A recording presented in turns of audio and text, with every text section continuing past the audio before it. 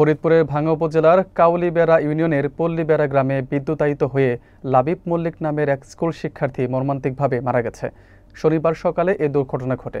নিহত লাবিব সৌদি প্রবাসী সাজ্জাদ মল্লিকের ছেলে এবং কাউলিবেড়া কাজী ওয়ালিউল্লাহ উচ্চ বিদ্যালয়ের ৭ম শ্রেণীর ছাত্র ছিল।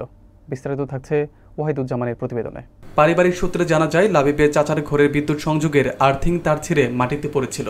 মূল লাইনে লিকেজ থাকায় সেই তার বিদ্যুতায়িত হয়ে যায়। অসতর্কভাবে ওই তারে পা দিলে লাবিব বিদ্যুৎ স্পৃষ্ট হয়। তাকে বাঁচাতে গিয়ে তার মা লাবণী বেগমও বিদ্যুতায়িত হন। পরে স্থানীয়রা দুজনকে উদ্ধার করে ভাঙ্গা উপজেলা স্বাস্থ্য কমপ্লেক্সে নিয়ে গেলে চিকিৎসক লাবিবকে মৃত ঘোষণা করেন। মা লাবণী বেগম বর্তমানে গুরুতর আহত অবস্থায় চিকিৎসাধীন। এই ঘটনায় এলাকা জুড়ে শোকের ছায়া নেমে এসেছে। পরিবারে লাবিবের ছোট 2 বোন আফিয়া ও খাদিজা রয়েছে। বিদ্যালয়ের প্রধান শিক্ষক মেজবাউদ্দিন বলেন, লাবিব অত্যন্ত মেধাবী ছাত্র ছিল। তার এমন মর্মান্তিক মৃত্যুতে আমরা গভীরভাবে শোকাহত। আমার কাকি হয়, সে আর তার ছেলে দুইজনের চিৎকার শুনছি।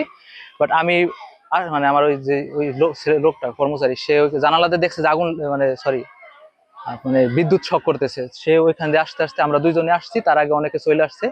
আইসা পরে দেখলাম যে কাকি আর ও দুইজনই তারের সাথে খুবই খারাপ অবস্থা। পরে আরেকজন এসে বাঁশ দিয়ে সরাইছে। নেওয়ার পরে আমি দৌড়ে গেলাম, যাওয়ার পরে দেখি পরে অটো দৌড়ে গেলাইছে ভাঙ্গানের। পরে আমি সাথে ভাঙ্গা গেলাম, ভাঙ্গা যাওয়ার পরে ভর্তি করলাম। ভর্তি করার পরে ডাক্তারের মৃত্যু ঘোষণা করলো। এই করলো আর কি, এসি ছিল কি জানি করলো, হার্টবিট করার পরে কইল 10 মিনিট আগেই মারা গেছে। আমরা কাজী ওয়ালিউল্লাহ পরিবার গভীরভাবে শোকাহত এবং মর্মাহত। অত্র কাজী ওয়ালিউল্লাহ উচ্চ বিদ্যালয়ের মেধাবী শিক্ষার্থী লাবিব আজ সকাল 6:30 ঘটিকায় বিদ্যুতের তারে নিজ বাড়িতে বিদ্যুৎ পৃষ্ঠে মারা গেছেন। ইন্না লিল্লাহি ওয়া ইন্না ইলাইহি রাজিউন। আমরা শোক সন্তপ্ত পরিবারের প্রতি গভীর সমবেদনা জ্ঞাপন করছি।